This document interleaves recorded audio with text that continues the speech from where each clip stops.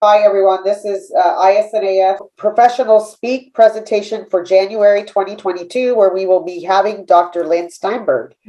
So we're going to begin by reading from our handbook, and I'm going to read page 7 for those of you who have it. So this list is the 17 primary parental alienation strategies that is written by Dr.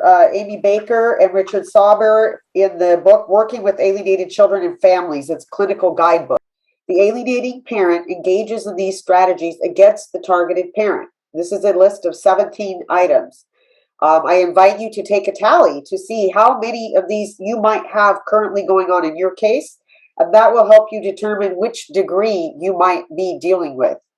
So the first one is bad mouthing, limiting contact, interfering with communication, interfering with symbolic communication, withdrawal of love, telling the child the targeted parent is dangerous, which may include false charges with Child Protective Services, forcing the child to choose between their parents, telling the child the targeted parent does not love him or her, confiding in the child, forcing the child to reject the targeted parent, asking the child to spy on the targeted parent, asking the child to keep secrets from the targeted parent, referring to the targeted parent by first name and encouraging the child to do the same, referring to a step-parent as mom or dad and encouraging the child to do the same, withholding medical, academic, and other important information from the targeted parent,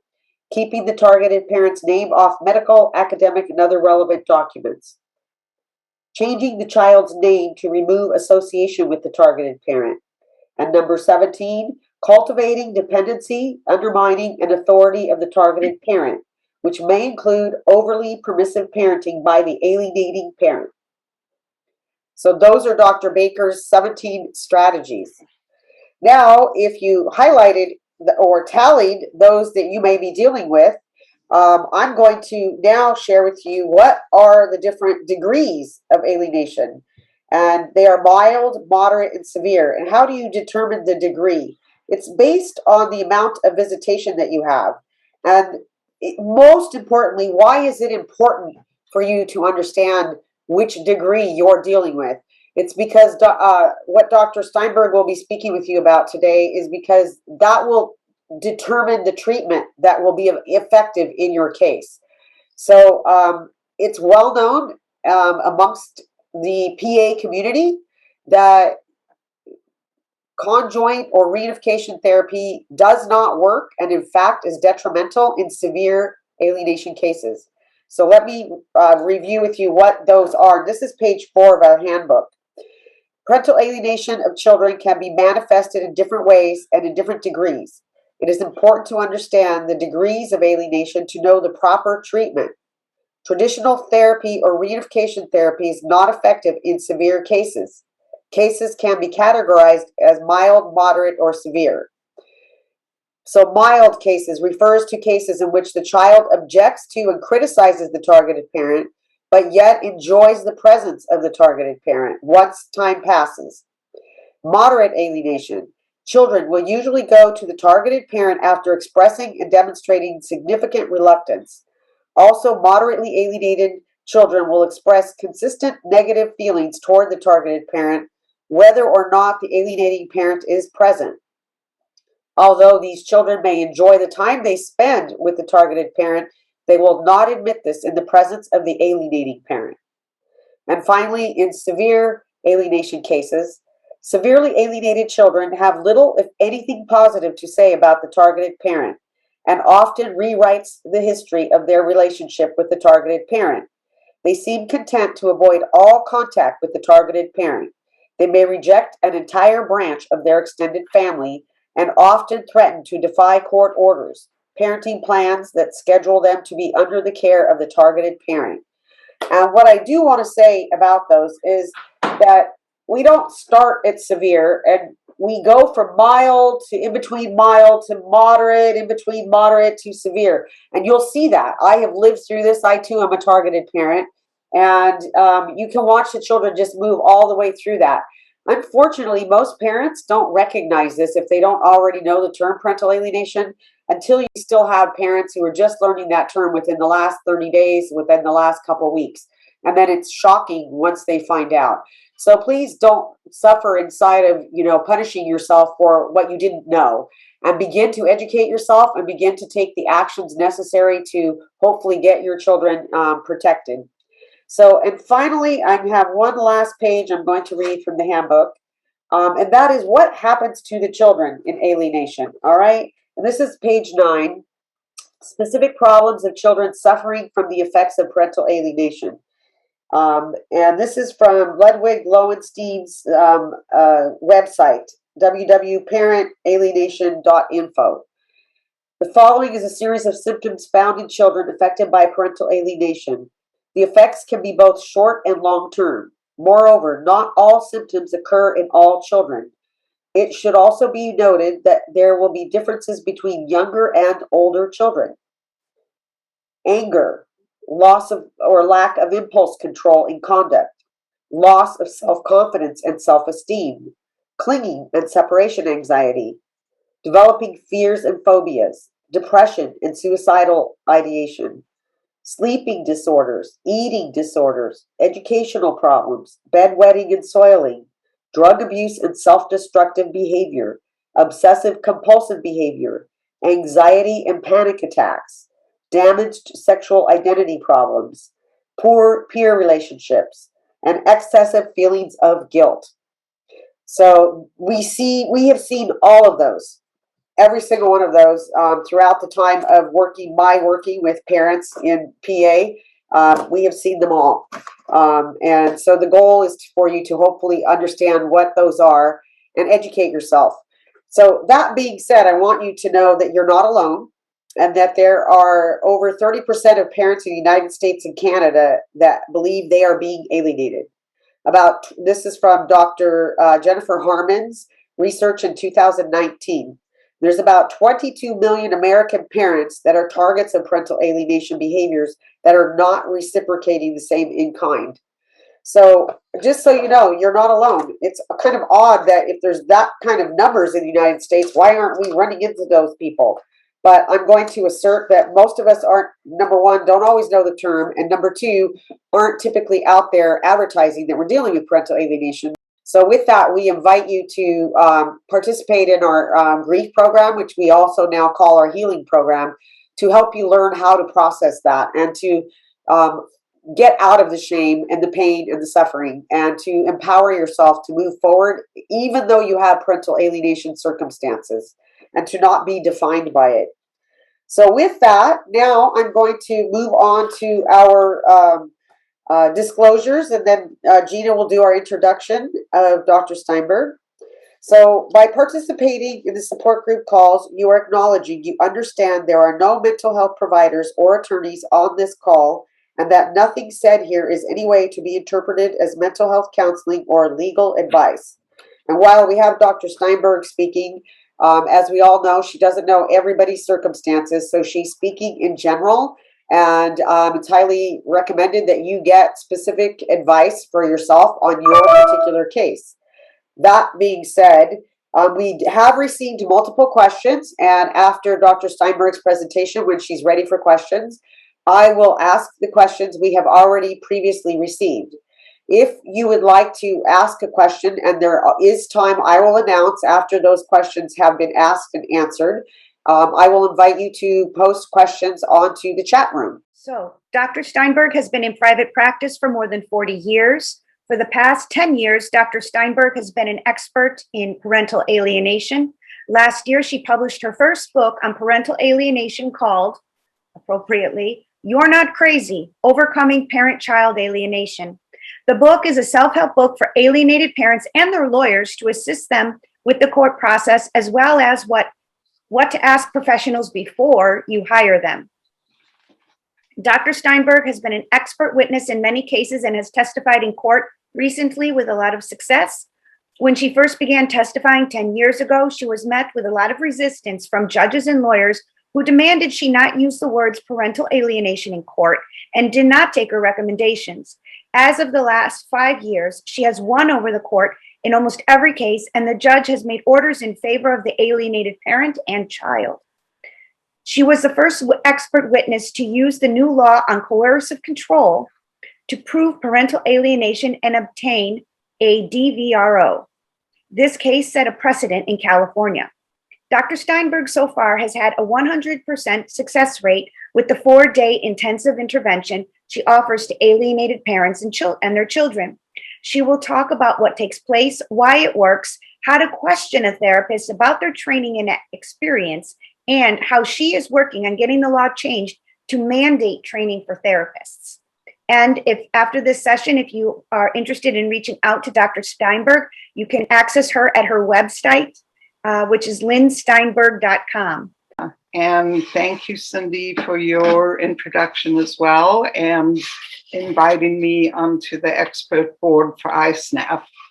I feel very honored. I've been following you guys for a long time, and I was at your first conference that you had.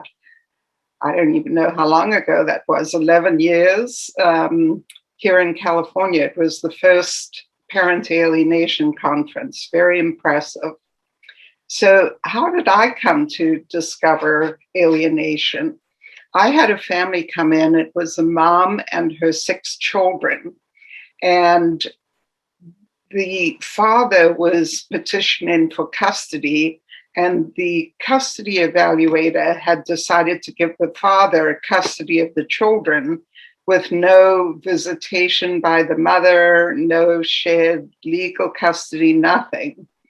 And when I interviewed the children when she brought them, they couldn't come up with anything that was wrong with their mom. And they sat there and cried and apologized to her. And I was so confused as a therapist by what I was seeing. So I went back to the books, and I remembered learning something in my PhD program about Richard Gardner. So I looked back and I found it, and I read about parent alienation. And while I was reading it, I was thinking, I am experiencing this. I didn't know what it was, but I definitely knew I was experiencing it. And from that time on, it was the demise of my marriage, my family. My children were adults, and I thought that if I waited until they graduated from college, they would have more sense and would not alienate me, although I did expect them to. And because of what was going on prior to that. And sure enough, the minute my ex left the house, they have not spoken to me since then. And that's 11 years now. So I can identify with what you're all feeling and what you're struggling with. I didn't have to go to court, but as an expert witness, I've learned a lot about what happens in the court. So I want to start by talking about what family systems is. A lot of times I get questions related to family systems and having alienated parents and children go to a family systems therapist. And I know lawyers like to say that. They like to say, you need to go to a family systems therapist. And I don't know if they know exactly what that means, but I'm going to explain that to you tonight. Family systems is a type of therapy that was developed by Murray Bowen. It's a theory of human behavior that views the family as an emotional unit and uses systems thinking to describe the unit's complex interactions. It is the nature of a family that its members are intensely connected emotionally. And the systems of systems family therapy is subsystems: the parental subsystem, the marital subsystem, parent-child subsystem, and the sibling subsystem. So there's 4 of them.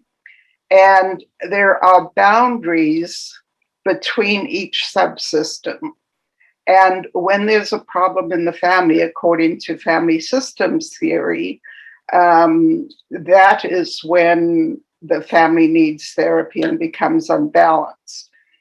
The idea is that subsystems are not correctly aligned, and the boundaries between the subsystems have to be corrected so the parents are functioning as a unit. So that part applies to parental alienation. The therapy is demonstrated rather than being conducted. And an example of this, I don't know if anyone has heard about Salvador Minuchin, but he was very famous for his work in family systems with anorexic children. And what he would do is set a table for the whole family, including the patient. He would have lunch or dinner with them. And these were taped. You could probably look it up online if you wanted to watch them. They're fascinating. And he would start everybody talking so that they wouldn't be focusing on the patient, the anorexic patient.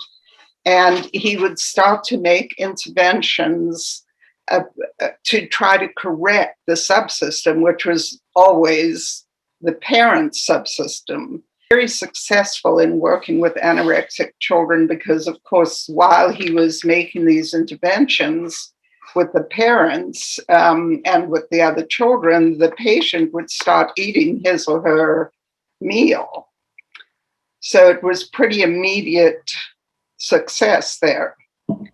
Another term that gets thrown around is attachment disorder.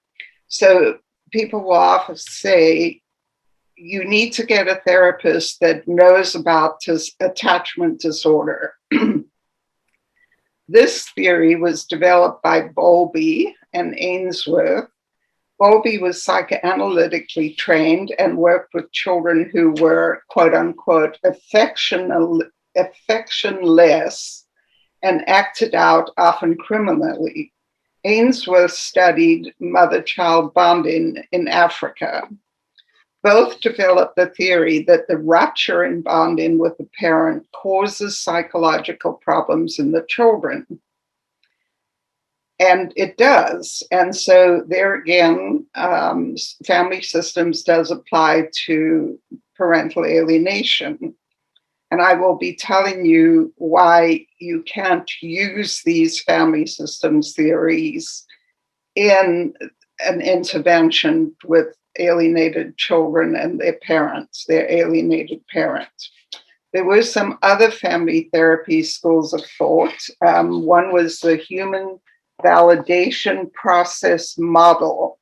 And that's the model where the therapist validates all the people in the family. So they might say something like, "Oh, John, that's a really good thought. Thank you for letting me know about that."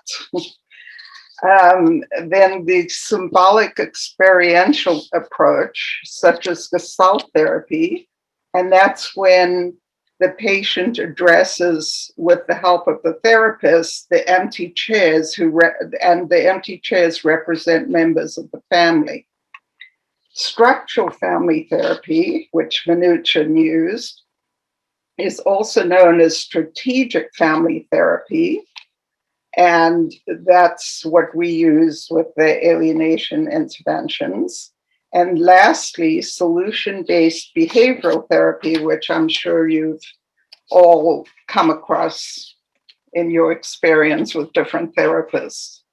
So you can see there are many different schools of family systems theory. Therapists learn about and are familiar with all of them. For the most part, they adopt an eclectic approach to treating families. An example would be when seeing a child, using validation of the child, but not considering that the child is part of a family system. Treating the child separately does not work, ever. Likewise, when the child becomes part of the parental subsystem and is overempowered by validating their feelings inappropriately, it exacerbates the problem in the family. some parents have said to me that the alienation got much worse when their children were with a self-described parental alienation therapist. Unless therapists are trained to identify, diagnose, and treat parental alienation correctly, they should not be able to claim that they treat parental alienation. And it's become a buzzword in the courts and in the community to get referrals. As alienated parents, I'm sure you all know that problems in the family and what are in the family with the alienator and with the children's relationship with the alienator and the alienated parent. What I do is I conduct the process before the alienated parents and children arrive for family therapy. So I work with my client, who's the alienated parent, through the whole court process in order to get a court order for transfer of custody and the 90-day no contact. And I'll tell you how I do it. First of all, many people that I see come in and they've already got an attorney on board. And when I investigate what's been going on, I realize many times that this attorney knows nothing about parental alienation. And my client has gone through a lot of court already, spent a lot of money, is just devastated. And they're sticking with their attorney because they're scared and they don't know what else to do.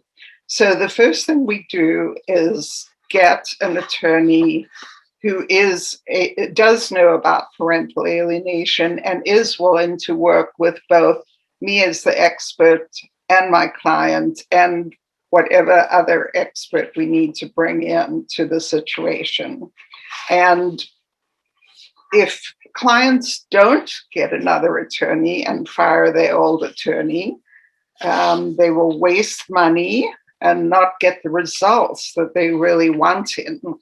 And they do it because they're afraid, that if they change attorneys, it'll look bad, or they're afraid to stand up to their attorney. But remember, you're the consumer and it's your money and your children. And it would be best to find someone, and there are people out there who do know about parental alienation. It's a shorter process and you get your children back way quicker. So we schedule a meeting between the expert and the attorney and strategize a plan. And the expert's role is to really teach the court about what alienation is and how it applies to this particular family. What are the alienating behaviors, like Cindy read out? And how did you diagnose parent alienation with this family? And what in the documents have you seen, like therapist reports or police reports are really the best, because police are really good at saying there was no evidence for the report of physical violence on this child. So they're great reports. CPS reports, they might not be. School reports, court documents, and the expert goes through it all with a fine-tooth comb and picks out everything that denotes the alienation and writes a report. And here I want to say that I have seen experts' reports that are massive, like 100 pages or more, and they use the kind of language that doesn't really enable the judge to figure out what it is that they're saying. So one of the great tricks is to be able to distill what is a huge amount of documentation, files and files of it, to a short report, something that the judge can understand, something they can read fast, and something that's very compelling and persuades them that parental alienation is, progressing in this family, and what the repercussions will be for the children if this progresses at the rate it's progressing. And one of the things that happens to children that wasn't mentioned, Cindy, was that oftentimes children commit suicide or they get hospitalized because they're very depressed. And last year in my practice alone, I had 3 children commit suicide and 1 already this year. So it's frightening to think of it that way. So when we go in to ask for the 90-day full transfer of custody, I have to persuade the judge that this is not an extreme exchange for an extreme change for the child, because often they'll say, "Oh, that's too drastic." No, it's not too drastic. What's drastic is that child and the alienated parent haven't seen each other. And I have the alienated parent add up the number of days that they haven't seen their child, and we put that number of days in. So I say to the judge, 90 days, this child hasn't seen their parent for 1,283 days. There's no comparison.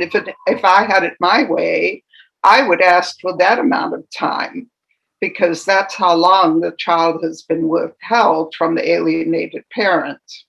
And I also say, I'm not asking you to send this child into a den of pedophiles. I'm asking you to allow this parent and child to reconnect with each other, because children deserve both parents.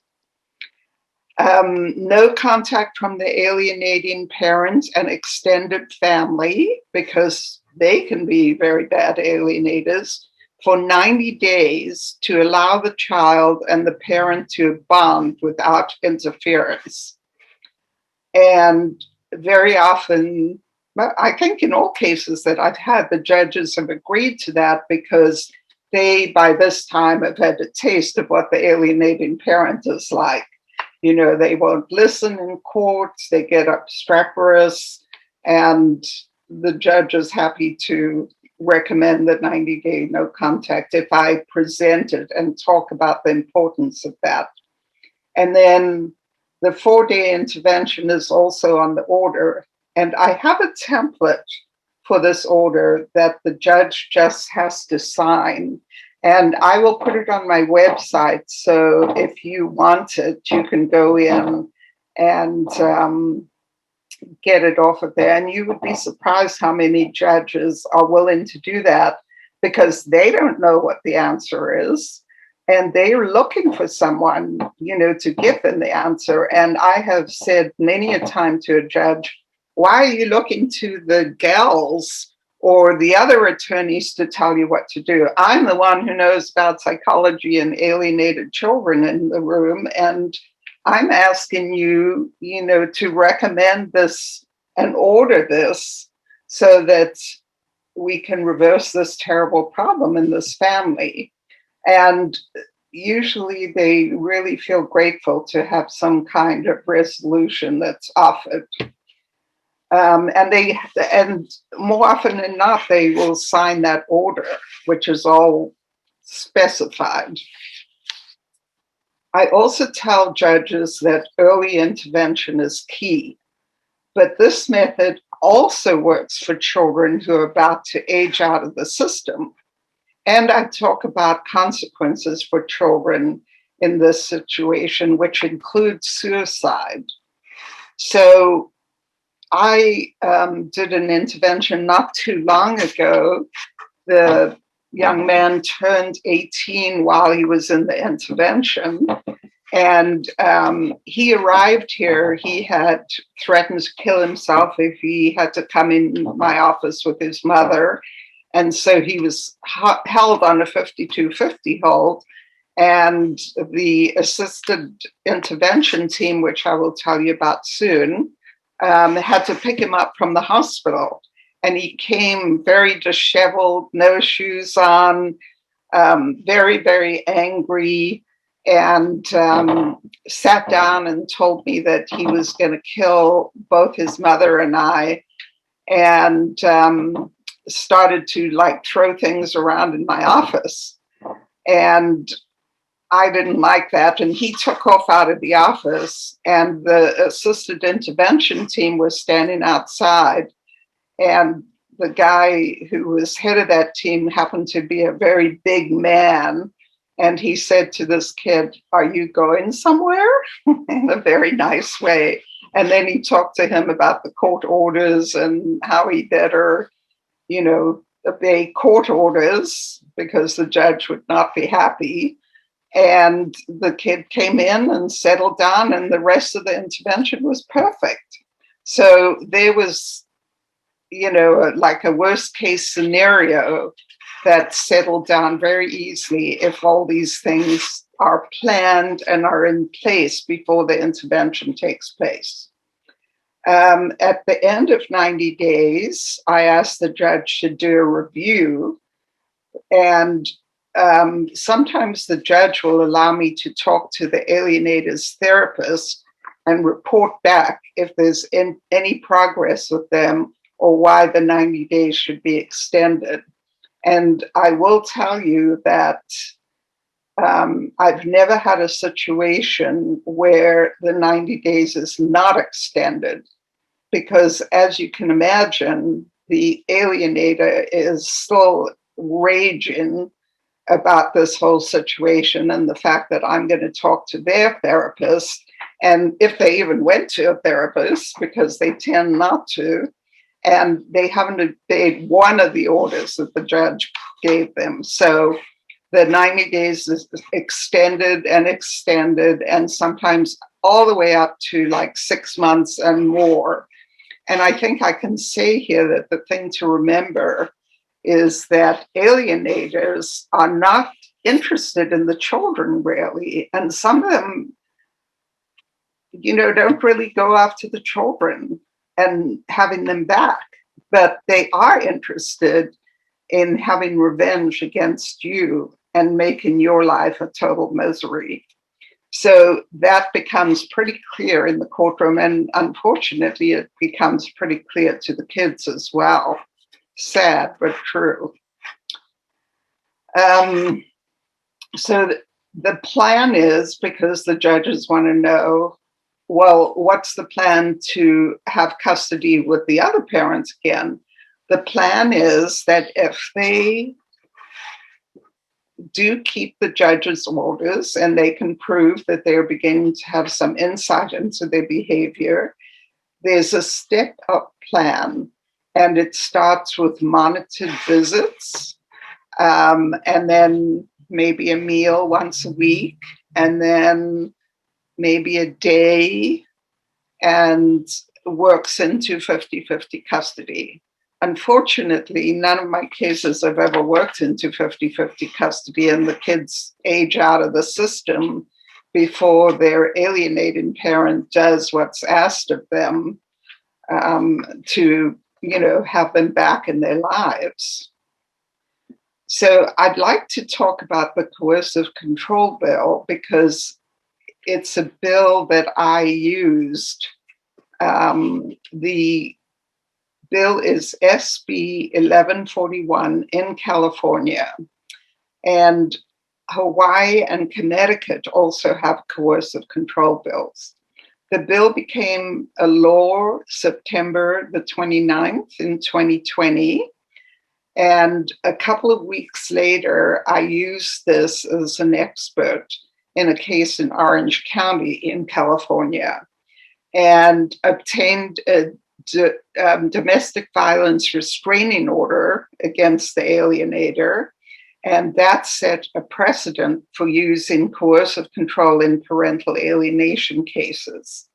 This law actually was not written with that in mind. In fact, part of getting the law ready, they had to take out any gender references, but they left in the part about not to coercively controlling their children.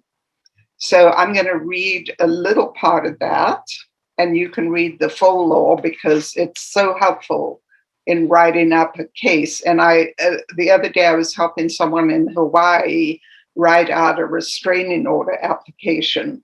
And on the back of the form was coercive control and all the aspects of coercive control. And so she just used that to fill in her form because it was an already established abuse, and she got her TRO and custody of her daughter with just the TRO, which was just amazing. So this law amends Section 6320 of the Family Code relating to coercive control, and it states that disturbing the peace of the other party includes coercive control, which is a pattern of behavior that unreasonably interferes with a person's free will and personal liberty, and includes, among other things, unreasonably isolating a victim from friends, relatives, or other sources of support. And you can see how that perfectly fits in with parental alienation. Existing law requires a family court to determine the best interests of a child in deciding child custody in specified proceedings, and establishes a rebuttable presumption that an award of child custody to a person who has perpetrated domestic violence is detrimental to the best interests of the child. So proving coercive control is also proving domestic violence. And many of you may know that once you prove domestic violence, then the other party cannot have custody of the child. Existing law defines perpetrated domestic violence to mean, among other things, that the person engaged in behavior for which the court may issue an ex parte order to protect the child or the person seeking custody of the child. So that's the domestic violence restraining order, which is actually better than a TRO. A criminal restraining order is obviously the most restrictive, but domestic violence is right under that. Following is a description of the 4-day intervention program, and this is loosely based on Linda Gottlieb's Turning Point's 4-day intervention. And I did train under her as well. So to get the kids to the office, because when I first started doing this work, the alienator was supposed to bring the children into the office. And of course, they never showed up, which was awful. But I finally found a way to make sure that they got here and make the whole transfer seamless, and the transition into the 4-day intervention seamless as well. So the assisted intervention service is a service that's based in New York, and he has grown so much that he has counselors in a lot of the parts of the world, plus just about all the major states in the US.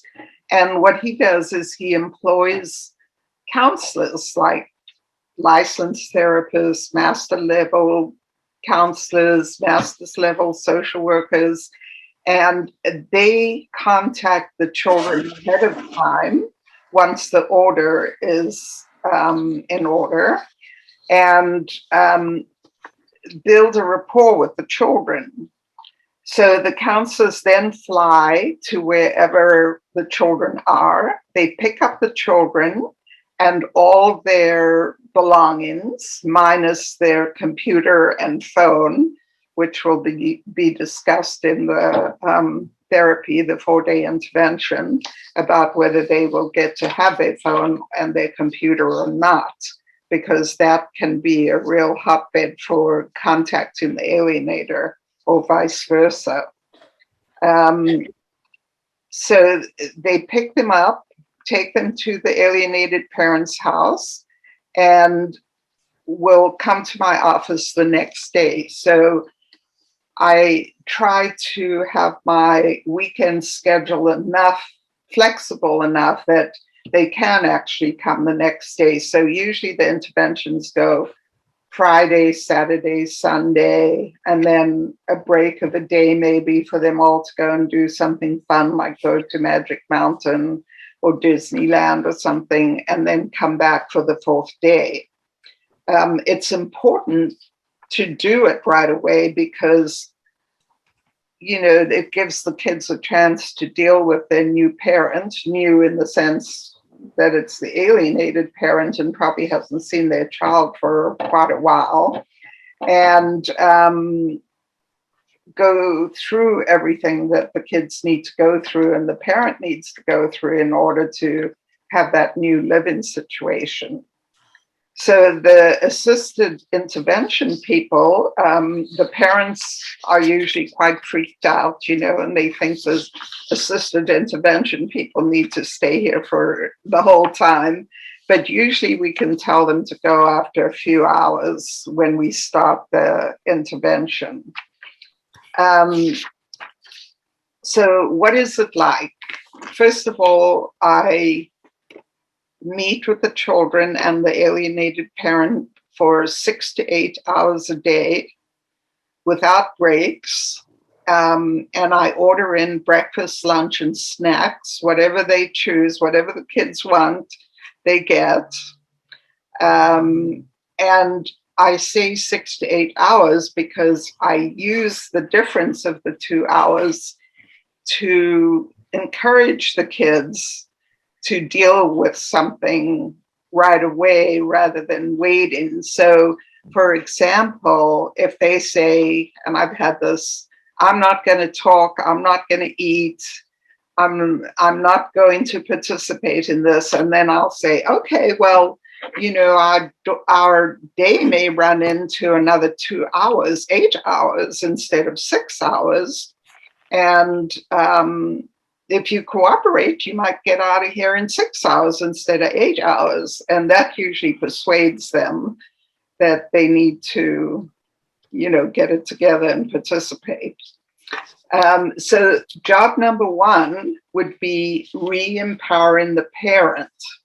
And I really think that the 9th symptom in children should be over-empowerment of the children, because I've never seen a parent with alienated children that are not over-empowered and who do not think that they can tell me how to do my job.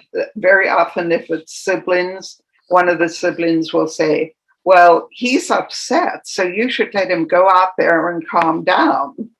And I say to them, I'm running this intervention and thank you for your help, but when I need it, I'll ask for it. So in the meantime, I'm going to be running this, not you. So the first thing is empowering the parent or re-empowering the parent by having the parents back throughout the session. And that's something Ludwig Lowenstein talked about, is that this therapy can actually not take place unless the parent is given back their position of authority and having power again in their children's lives. So this is done by instructing the child to look at the parent, call them mom or dad, and speak to them respectfully. And I have to stop them many times right in the beginning to do it because they'll say he or she. And I'll say, who are you talking about? Your mom? No, that's your mom. And you can't call her Gina, you know, you have to call her mom. And I don't go any further until they start doing that. And it just takes them a few hours to get used to it and to know that they cannot talk like that to their parents. And last week, this was the first, I had an alienating parent put in her brief to the court that I made the child feel very uncomfortable because I made her look at her dad and call him dad and speak to him directly and respectfully. Is that outrageous? Talk about over-empowering the child. So the second part of it, that takes quite a while, just putting the parents back in the position of empowerment with the children. That takes quite a few hours. Then we talk about memory, because children claim to have remembered everything. So one of the sessions, this kid said, well, I remember that you abused me, and I remember that you pulled my hair, and that's why my brother has his hair cut so short so you can't pull his hair anymore. And I said to the kid, well, how old were you when this happened? And she said, I was 3. And I said, 3? Gee, you sure you remembered that? Or is this just something you've heard since then? No, I remembered it. So then I have ready a memory game where they're showing objects on the screen, and they have to write down how many objects they remember on a piece of paper in a minute, and then we go through it. And then we introduce videos about how false memories are inserted into kids' brains and how that's brainwashing. And I also use Elizabeth Loftus's videos, which are just great about memory. She's the foremost researcher in memory. And I also use like the Stockholm Syndrome and the Guyana situation to talk about with the kids about how people were brainwashed by the crowd, by someone in authority telling them to do something. And the kids are usually pretty fascinated about that and how unreliable memory is. And they begin to see after that how these memories have been told to them, probably by the alienator and maybe the alienator's family as well, or siblings. And they believed what they believed without realizing that these were really false memories. And finally, the end of day 1, the parent and children plan something fun to do in the evening. They go out to dinner, they're in the hotel, watching a movie, whatever. And the very next morning, I checked on how things went. Usually everything went really well. I have one family that I worked with where the boys attacked their dad, hit him over the head, and made blood come out of his head. And when they came in, I knew it was the alienator had somehow managed to contact them. And when I asked the boys about it, they finally admitted that their mom had, instead of her email address, she was writing dot, and then they knew that that was their mom's email address to them. So we had to be very, very vigilant about these boys getting emails. So we had to take away the school computer and their computers and their phones. And then they sort of settled down, but post the 4-day, it was very disruptive because the mom was doing that. And that was the case that we got the DVRO on the mother. And after getting that, she sort of faded into the background. I actually haven't heard much from her lately, and the review is coming up. So I don't know if it will be extended or not, but the boys are doing extremely well, have rebonded with their dad. And the problem is always if the alienator doesn't observe the no contact rule. They try not to. They get messages through to the kids some way or another. And that disrupts whatever they have going on with the alienated parent. And you, as the therapist in that situation, as soon as I hear how the kid's acting, I know exactly what's happening. And that's that the alienator has gotten in contact with the kid, and that's why the kid is not cooperating.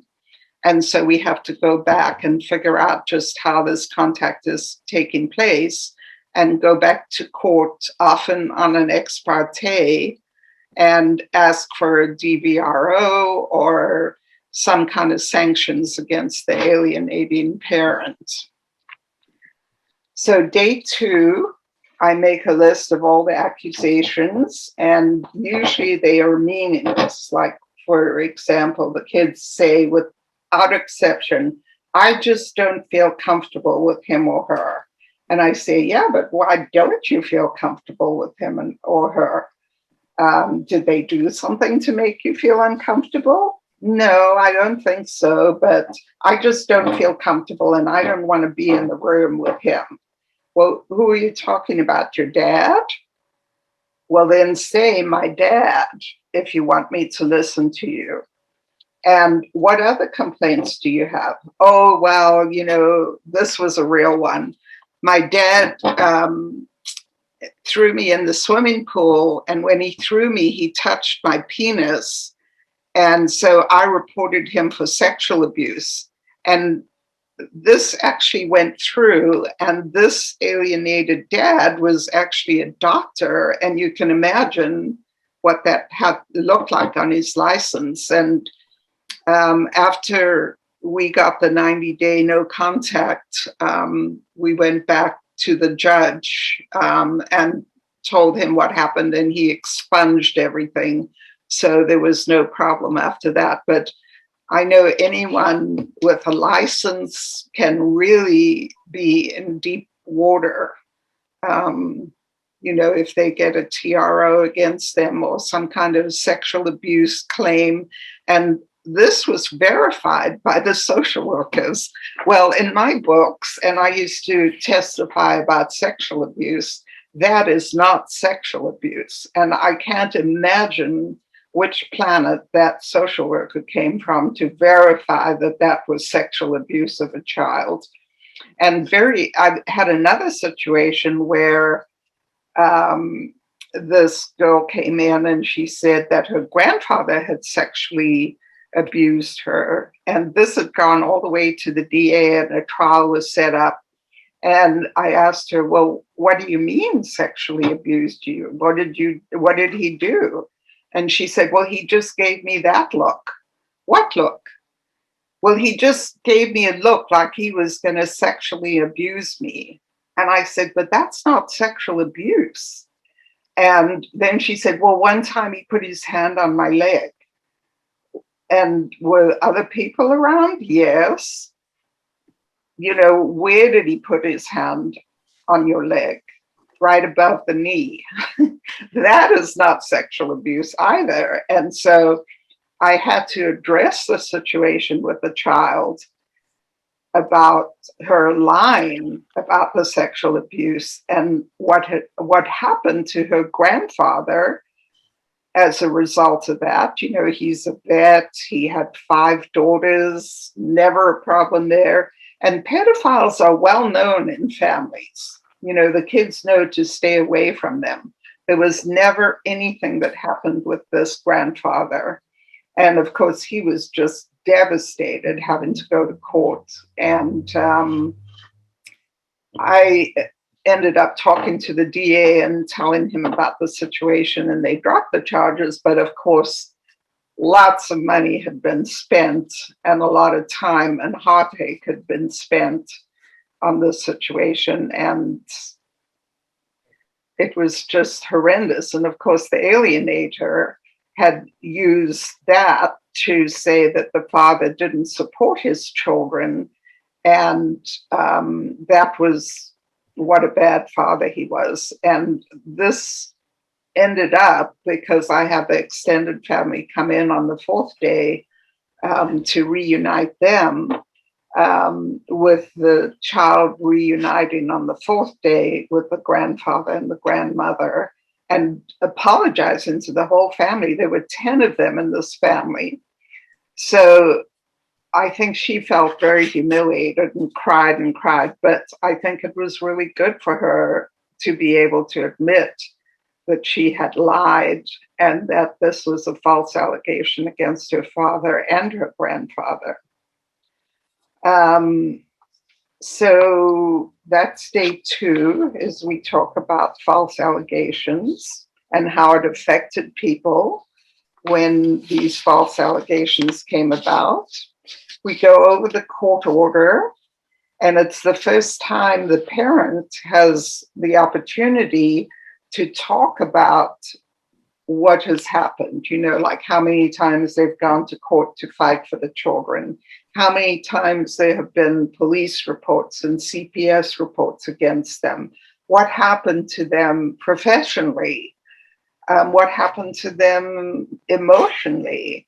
And at that point, the children start to feel very sad and guilty, and they start identifying with that and start talking about how, it wasn't their idea, or they felt really bad. They were just trying to please the other parent and come up with ways that they could get the alienated parent. So it's a very emotional session. And at that point, the alienated parent brings out photographs and memorabilia, letters, etc., to show the children and redo the impression of their past that they had from the alienator. And this is also a very moving time. On day 3, I use Dr. Richard Warshak's Welcome Back, Pluto. And for those of you who haven't seen it, you can go online to his site and look at it, I think, or you may have to buy it. But it's a beautiful video, and it explains parental alienation. And why it's called Welcome Back, Pluto is Pluto was a planet, and then it was declared a non-planet and just kind of disappeared off the system. So you can see how that relates to alienation. So we stop at the end of what they call each chapter, which talks about the different aspects of alienation, and we discuss it. And I also show some videos about that are with alienated children or alienated adults who are alienated as children, and then ask the children how they relate to those videos. And by this time, they're into it. So they say many things, about missing their alienated parents and the extended family and being angry at the alienator for lying and for causing all these problems for them, and the fact that they've missed out on all this time with the alienated parents. On day 4, we discuss anything that the children have questions about living with the alienated parent, because now their living situation has changed and they may have changed schools as well. So we go over rules, we go over why their electronics are no longer with them, and, what it would take for them to be trusted. And in fact, we had one young boy that his father wanted to put parental, restrictions on a phone that he got under his own plan. So they left the other phone behind. And the young boy helped his dad do it, which I thought was really sweet. So we talk about all that and what they need to do in order to have their computers back, and how they need to be trustworthy people. After lunch, the extended family comes in, and this can mean a significant other, children, grandparents, aunts, uncles, cousins.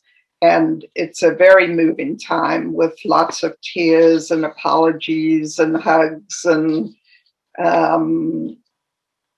really reconnecting with that side of the family. And oftentimes I find out that they already feel really good toward the significant other of the alienated parent, because many times there are significant others. And I'm sure that many of you have thought about this, but when the alienation gets worse, there may be a period where things are pretty good and the kids go back and forth and there's no alienation taking place. But usually when it gets worse is when there's a new spouse in the picture or a new child in the picture, because then the alienator is angry and they're either being egged on by their new spouse, or if the alienated parent has a new spouse and a new child, they will just start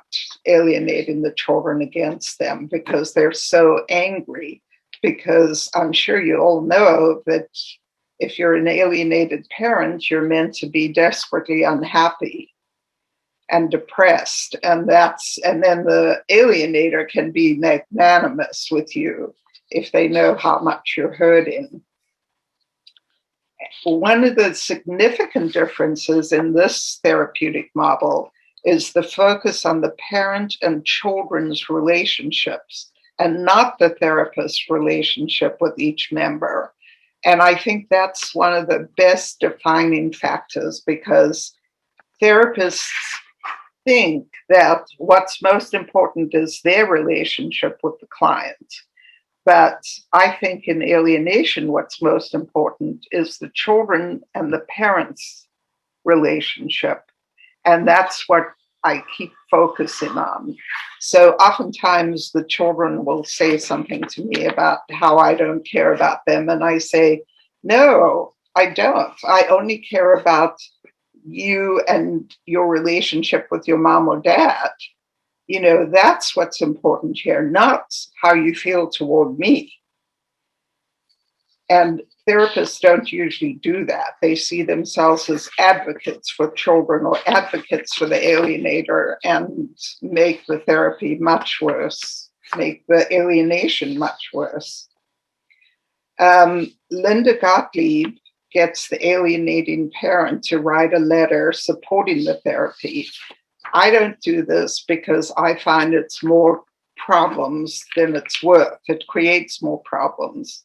So I prefer the judge to order the alienating parent not to contact me. And in several situations, the judge ordered that my name not be shared with the alienator. And this cuts down a lot of the complaints against me. I even had a judge who ordered the alienator to stop filing complaints against me because he filed so many complaints against me. Because alienators tend to have personality disorders, it's only the authority of the court that prevents them from interfering with the reunification. Reunification therapy does not work if it's ordered to meet weekly, because the kids go home to the alienator. Any progress is promptly undone. It also does not work when the therapist has not been trained in parental alienations therapy. So if they know all about systems theory, it doesn't mean that they're going to be able to identify that there's parental alienation in a family. Usually the parent and children do not need therapy following the intervention. Parents will often call for pointers in parenting, but I encourage the court and therapist that's been involved with them to leave them alone to live their lives. There is usually an easy adjustment, and the children start to reveal the abuse they suffered at the hands of the alienator. And I do follow the family for a year after they complete the program. So in my book, I list questions to ask the therapist to determine if they do know about parental alienation. What percentage of your time is spent working with alienated parents and children? Can you describe how an alienating parent behaves? What does the term counterintuitive mean? Have you been to any conferences on the subject? If so, which ones? Have you read any articles about parental alienation? If so, which ones? And if they are able to name the Parent Alienation Study Group, PASG, or Family Access, or ISNAF, or PASI, then you know that they have some idea of what parental alienation is, but they may not know how to do this therapy. I would actually like to be able to teach people to do it. And because it's so structured, I don't know that we need to train only therapists, although I am trying to get legislation through right now to mandate training of therapists to do parental alienation therapy. Another question would be, are you familiar with the 8 symptoms of parental alienation in children? Do you know who Richard Gardner was? And by the way, he is not a pedophile. That's something that the other side dug up and used against him. That's just false. And I can't imagine how hurtful that must have been to him to be labeled in that way. And I can tell you from my own experience that alienators are absolutely vicious. And I'm sure you know that already because they've come after you. So when you choose a lawyer, the first thing you should do, this is also in my book, is determine if they are family law attorneys. I can't tell you the number of times that people have hired an attorney who isn't even a family law attorney. So they must be family law attorneys. You can check with the with the Bar Association to find out if they're family law attorneys as well. And when choosing a lawyer, some of the questions are the same. Are you familiar with parental alienation? How did you receive your training in parental alienation? What percentage of your practice deals with PA? What are the 8 symptoms of alienation identified by Richard Gardner? What is your existing knowledge of previous cases of parental alienation? For example, do you know about the Narrator case? And are you aware that the American Bar Association published a book on parental alienation, which is called Children Held Hostage, Identifying with Brainwashed Children? So if they know about that, then they really are PA lawyers. So my book, get my book. It's a self-help book. It'll help you make decisions. Your lawyer should also know how to provide a declaration against allowing the children to testify against you, no matter what age they are.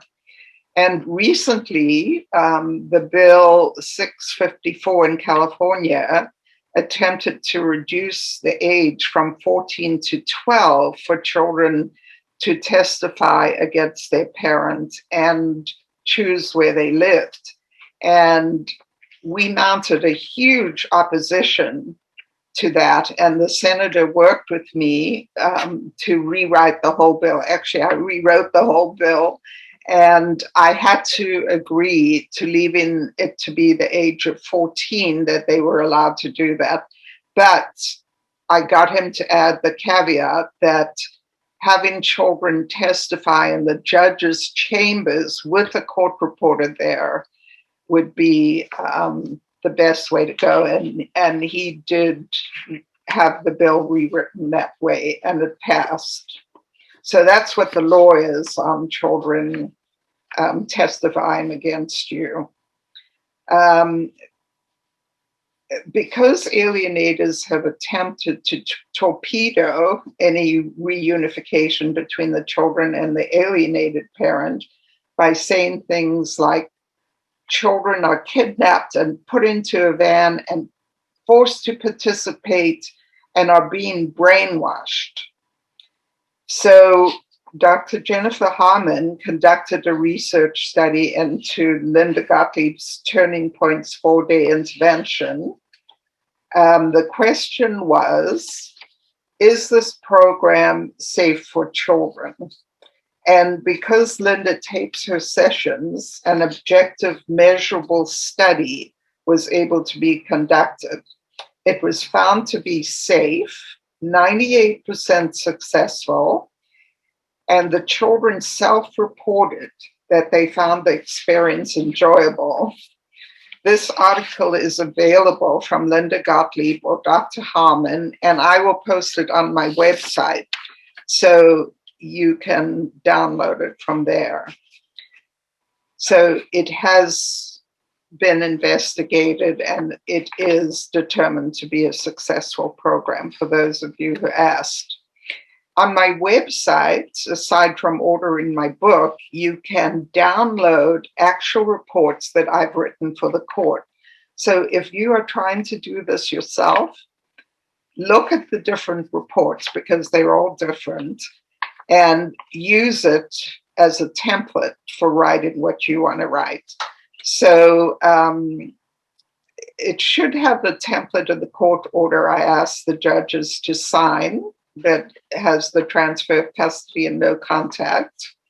There's an example of a judge's order, a real example, and the follow-up hearing is also there for you to download. It's free, and you have my website address already.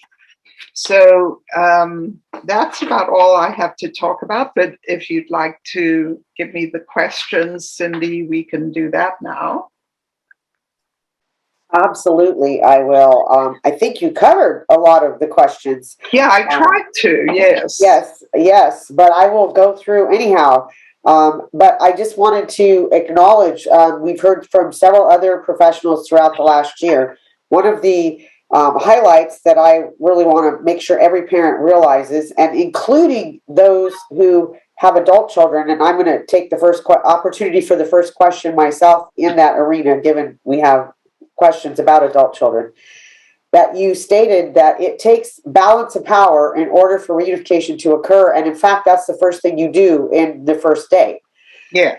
Yes. So I just want to point out to all the parents, those of you who are in conjoint therapy, reunification therapy, if that's not happening, you're probably in the wrong treatment and they're making it worse. Yeah. And then my question is, for those who have adult children, how can they look to bring about balance of power, or they just have to wait until that might occur in the adult child's life? Do you have any comments on any of that? Well, just because children are adults, it doesn't mean that they're suddenly going to see the light. I mean, my children haven't even seen the light, and I write, and I've written a book, and, done a lot of stuff. Actually, the last time somebody contacted them, they said I was the alienator. So, no matter how bright the children are or how many degrees they have or anything, it doesn't mean that they're going to reunite with you. It's usually has to do with an experience they have with an alienator that, makes something click in their heads. But the therapy, the 4-day intervention works with adult children as well, of course. And at one point, I had a mom with her 7 children in my office, and they range from 35 to 15. And I think that with adults, that approach works. And also with adult children, you can meet like every other week for 3 to 4 hours, and they get it really fast. So, and they're not going back to the alienator for the most part. So usually we only have to meet for, 3 or 4 meetings. And Amy Baker, I don't know if she talked about this, Cindy, in her last talk, but she has this approach where in order to contact your children and, start trying to talk to them about therapy or reconciliation, she has a letter that she helps people develop, which is kind of like a mea culpa letter, all the things that you think might have alienated your children, and send it to them. And she kind of holds your hands through the whole process. And, hopefully your kids will respond to that as adults. So I don't know exactly if that works, but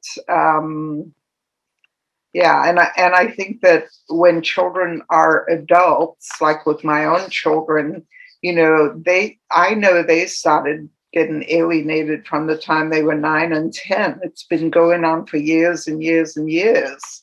So by the time they're adults, it's nothing new. What I did not know is that you do an intensive for adult children. So I'm going to ask, the adult children obviously have to be in agreement to do that. How do you get an adult child to agree? Well, if you can get them to the office, I can do the intervention. So, it's basically, and maybe this is where Dr. Baker's letter would come in useful, is getting them to agree to come to the office and either do the 4-day intervention or do it every other week for a few hours, because either of them will work, I have found, with adults. Okay. So one of the questions was about the DSM, and that's the Diagnostic and Statistical Manual. And it's used by people who are on the other side to say parental alienation is not even in the DSM. Well, that's just a red herring, because the DSM does not diagnose syndromes or dynamics, family dynamics. It only diagnoses individuals. So, for example, the alienator would probably have a personality disorder. I think does have a personality disorder, because you wouldn't do what they do unless you had a personality disorder. So you would diagnose them with a personality disorder, but you have to see them to be able to diagnose them. But I get around that by saying in the court report, this behavior is similar to someone with narcissistic personality disorder. And there are diagnoses, for children that describe parental alienation. And one person asked, would you use a diagnosis of shared persecutory delusion? Well, I wouldn't, because I find that in dealing with judges, whom we have to remember are elected officials, and even when I vote, I don't even know who I'm voting for. Now I know a little better to choose someone who's at least a lawyer. But some of them come from the entertainment industry or, IT. Last week, I talked to someone whose background was the water district. So, they come from all over the place. So you have to be succinct. You have to write a report that's not too long, and you have to make it very readable for them in order for them to get what this dynamic is. So I would not use that diagnosis myself in court. Okay, thank you. And I did want to reiterate for those who are on the call, we have a lot of people out of the state of California. So Dr. Steinberg is located in California, and the coercive control, the case that she handled was in the state of California. So Yeah. it is very different in other states. You need to Yeah, verify that. right. Yeah, I mean, I would advise people in other states to try to get this bill through because it is in 3 states now, so it should be a little easier to convince legislators to put it through. Can you But list those 3 states? yeah, Hawaii and Connecticut and California. Excellent. And also, I can be an expert witness in any state or any country as long as I have the backing, which is like the writing, the knowledge, the experience of working with alienation. And for those of you who are expert witnesses or need to get an expert witness, just remember, because as an expert, the other side tries to discredit experts and they say, look at all these state laws. Well, they're not always laws. And generally what they say is that if you have a certain license, you can't make recommendations. But if you are an expert and according to the rules of evidence, which is federal, that supersedes any state laws. You don't get governed by the state laws because you're governed by the rules of evidence. So as an expert, you can work in any state. But if I do therapy, people have to come to me in California. So do you have any good materials that you might suggest for older children, i.e. adult children? Materials, websites, YouTubes? At the back of my book, there is a list of all the books that have been published by alienated parents, not alienating parents, and also all the professionals. And it's a very complete list, except for ones that have just been published, this year, I think. Thank you. So have a look there and see if there's something that you can see that might meet your needs. What materials can you share with an adult alienated child, if any, to attempt to educate them about their circumstances or alienation? Well, I would advise you not to try to share with your children, publications or videos or anything like that, because while they're alienated from you, they're very unaccepting and they will not be willing to look at any of that material. I sent my book to both my daughters and I dedicated the book to them. And I think they probably haven't read it, or if they read some parts of it, they resisted it. But once you're in the therapy and they're beginning to get what's going on, or maybe they got it on their own, then they're really available to any publications or anything available out there. And what about the video, Welcome Back, Pluto? What is, and I just want to ask this question because I know some parents are probably thinking this. Now that you gave the format for how your program works and what you attempt to accomplish in each day, what is the likelihood of a parent attempting to do that on their own and why? Well, you can do it on your own. The advantage of having a therapist like me who knows about PA in the room is that I am the bad guy and the parent is the good guy. So I would back the parent all the way. So sometimes the kids get squirmy about, discussing certain things, but I make them do it. I make them discuss it. So on your own, you might not be able to get the kids to, pay attention and really talk about it, but because they feel guilty, and they feel ashamed of what they've done. So if you can get your kids to watch it with you, great for you. Well, yeah, and I just wanted to ask that because I thought somebody's probably got that thought going through their mind.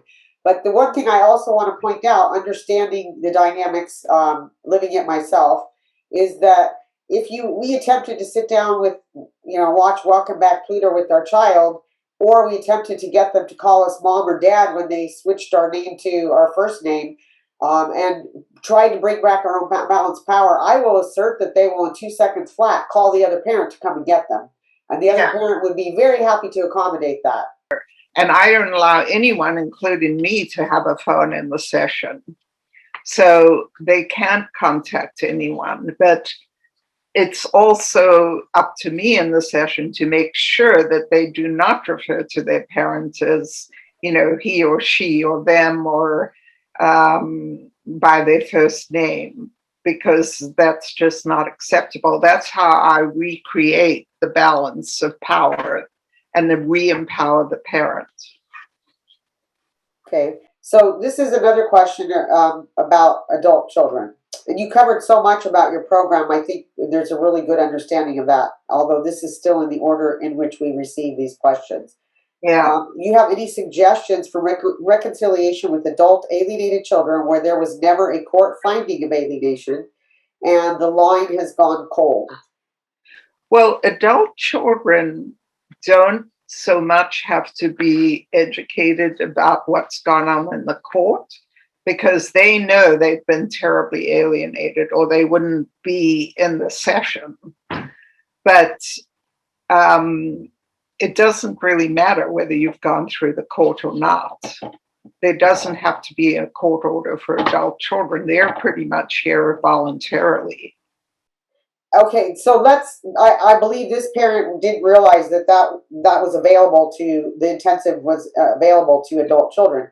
Right. I think this parent, and I know this parent well, is just asking the question in general without that. So what are your suggestions if the child is, basically not in communication, they're adults, and you already clarified the court, there's no court finding, it doesn't matter. Any suggestions for what they might do to get connection with the children?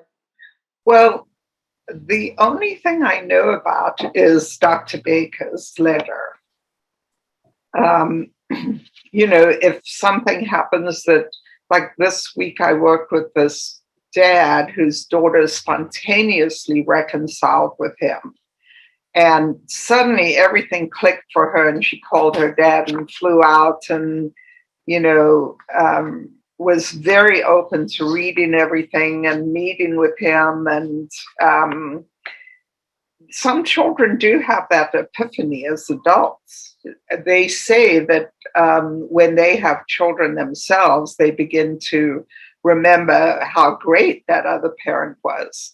I don't think that works across the board, but whatever you can do to get your kids to go to therapy with you would be better than trying to do it on your own, because, it would be hard to be dealing with all the dynamics as well as being the parent who is alienated in the room. Right? Yeah. Okay, yeah. Good. Thank you. So next question is, there's a child, a 22-year-old. Are they any different? Is there any difference between adult children who've been alienated via divorce process and those who've been alienated their entire lives when their parents weren't able to divorce? No, there's no difference.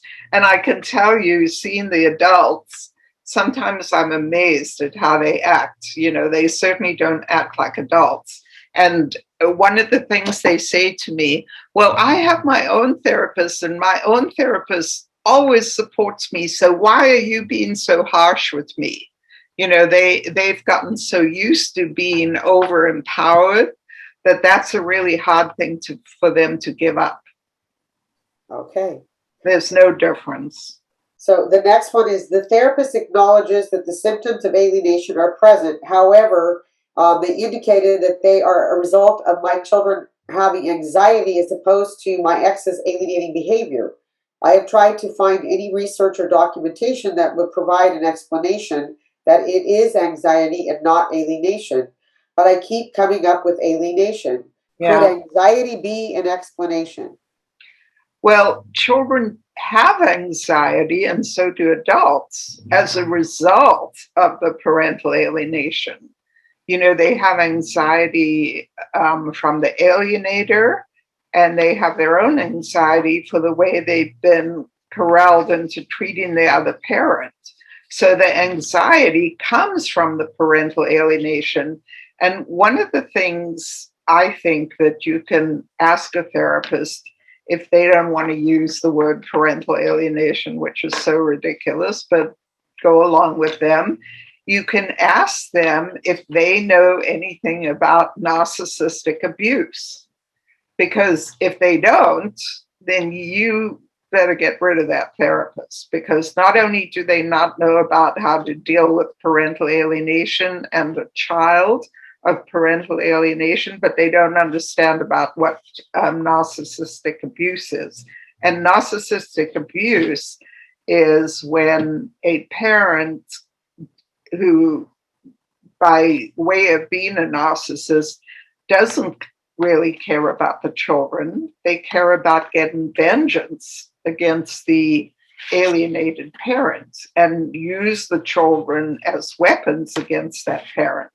So if that therapist doesn't understand either of those terms and can't see the dynamics, then they don't understand what's going on at all. And I would say they lack training, insight, everything. I would get rid of them right away. Excellent. So next question, same parent. The therapist is uninterested in the history, how we got to this point where my children are refusing a relationship with me. The therapist has said, I wasn't there, I cannot comment on that. Is that a normal progression that the reunification therapist just picks up currently and doesn't look at causes so as to correct them going forward? I would say get rid of that therapist, because as I went over right in the beginning, what you do is you look at the dynamics that are going on. If you don't want to look backwards with children, you don't really understand what's going on in that family. That is not a good therapist. If therapists do not have to be there to identify a dynamic in a family, that's just ridiculous. That is not what a therapist should be doing. Okay, so I do want to, given you just said that we heard from Dr. Julie Werner in November. Yeah. One of the things that she talked about, and I'm sure you have a way to reconcile the two, she said she was talking about the role and the challenges of the therapist in doing conjoint and reunification therapy. Okay, so her topic was very different than what yours is. But one of the things that she said, why it's difficult to go to the past when you're doing family systems therapy or conjoint therapy, is that the past is irreconcilable. So it ends up being a he said, she said, and you don't believe me, and and this is what the truth is, and this is what it isn't, and they don't make progress. So how do you address that with not going to the past, or are you talking about in the intensive program it's necessary to go to the past? Well, in the intensive program, I don't go through the past, although a lot of the past comes up. But if I'm an expert writing a report, I make sure I know what that past is, because how do I prove alienation if I don't know what the past is for the whole family? So in taking a history, which I assume most parents do, most therapists do, you would need to understand some of those dynamics.